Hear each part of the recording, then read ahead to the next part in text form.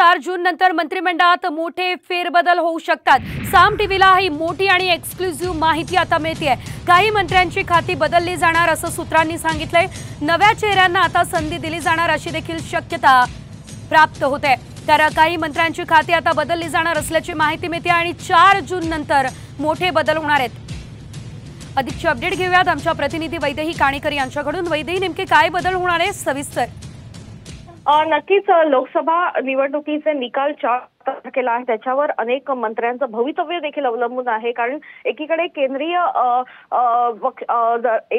ठिकाणी आपण बघितलं तर मोठ्या प्रमाणात बदल होणार आहेत, मात्र राज्यामध्ये देखील अनेक मंत्र्यांनी ज्या पद्धतीनं परफॉर्मन्स दिलेला आहे, लोकसभा निहाय ज्या पद्धतीनं कामं केलेली आहे, त्या सगळ्या गोष्टीला लक्षात घेता त्या मंत्र्यांची पदं जी आहेत ती देखील बदलली जाणार असल्याची माहिती मिळते आहे। काही मंत्र्यांवर अतिरिक्त जबाबदाऱ्या देखील दिल्या जातील, तर काही मंत्र्यांवर आधीच 2 ते 3 खाती असल्यामुळे त्याचं देखील वाटप जे आहे ते इतर मंत्र्यांना किंवा इतर नव्या आमदारांना जे आहे ती देखील संधी त्या ठिकाणी दिली जाणार असल्याची माहिती सध्या मिळते आहे।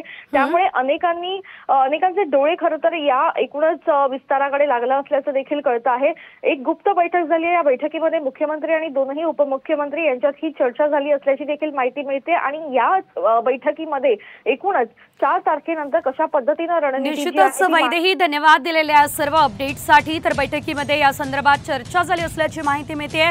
नव्या चेहऱ्यांना आता संधी दिली जाणार आहे।